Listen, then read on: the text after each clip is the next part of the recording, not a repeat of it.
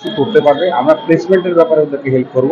একটা ছাত্র যখন কোর্স কমপ্লিট করে আসে, মাধ্যমিক বা উচ্চ মাধ্যমিক পাস করে আসে, তারপরে ওরা একটা ভোকেশনাল ট্রেনিং প্রোগ্রাম করে। আমাদের এখানে খুব একটা ছোট্ট কোর্স, 2 বছর 2.5 বছরের ছোট কোর্স হয়। এটা কোর্স ফিসটা খুবই কম আছে, মাত্র 50-60 হাজার টাকা ফিস দিয়ে ওরা একটা এরকম জিনিস শিক্ষা গ্রহণ করে যাতে ওরা সমাজের মধ্যে দাঁড়াতে পারে। দ্বিতীয়, এটা প্যারামেডিক্যাল ইনস্টিটিউশন। এখানে pathology, X ray, ECG, physiotherapy course করা হয়।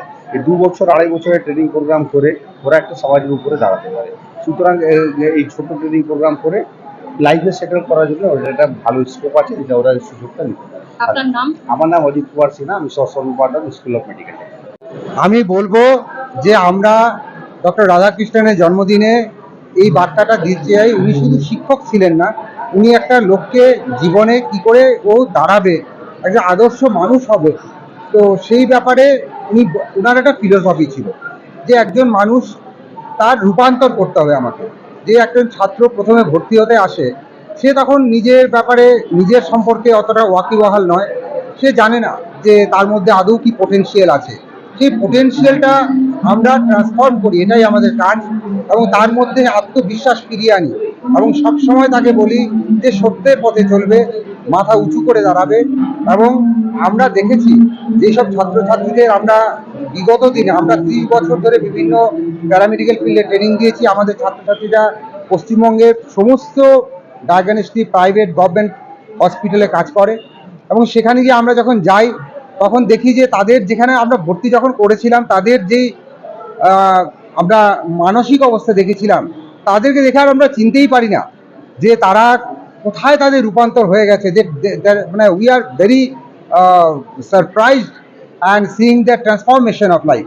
সেই ট্রান্সফরমেশনের কাজটা আমরা কিন্তু প্রথম থেকেই ওদেরকে করি যে তোমার হবে।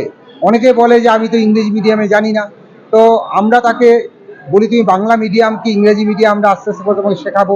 হাতে ধরে আমরা সব কিছু প্র্যাকটিক্যাল শেখাই, প্র্যাকটিক্যাল শিখিয়ে ওদের কর্মক্ষেত্রে ওদেরকে পাঠাই। আমাদের ট্রেনিংয়ের মধ্যে এটা আছে, কর্মক্ষেত্রে, সেটা অ্যাপেলো, লালপ্যাথ থেকে শুরু করে আমরা লুপিন, বিভিন্ন উডল্যান্ড, বেলভিউ, আমরা বিভিন্ন ডায়াগনস্টিক সেন্টারে আমরা ওদেরকে কাজ করতে শেখাই।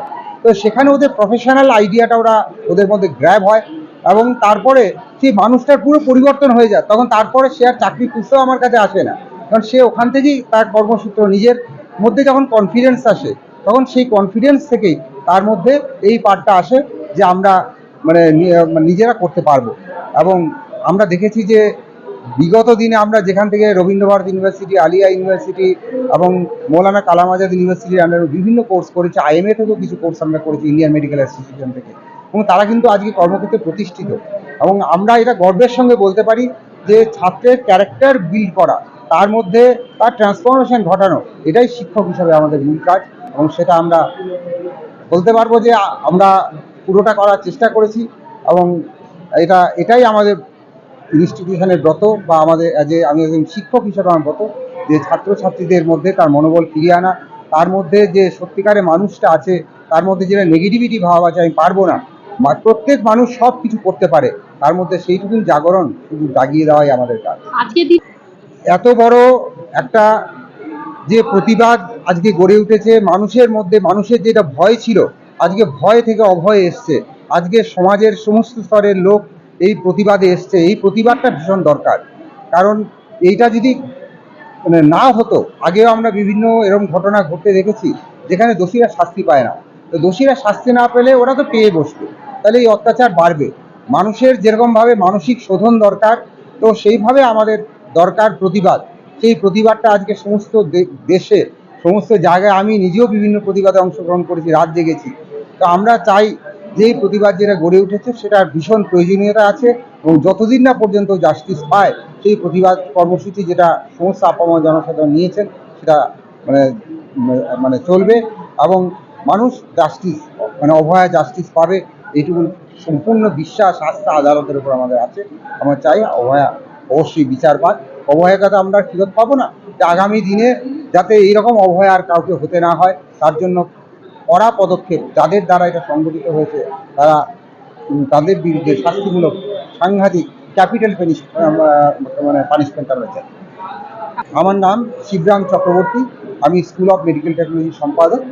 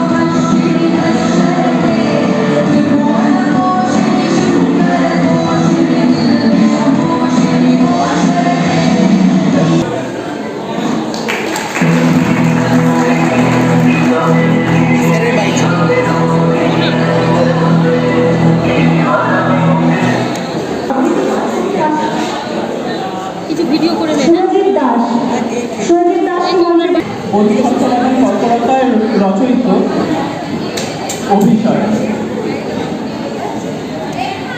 সন্ন্যাসী বহু মথুরাপুরী প্রাচীরের তলে এখনো ছিলেন নগরীর তীর নিরিছে পবনে, দুয়ার রুদ্ধ পৌর ভবনে, নিশীথের তারা শ্রাবণ গগনে ঘন মেঘে অবনীত।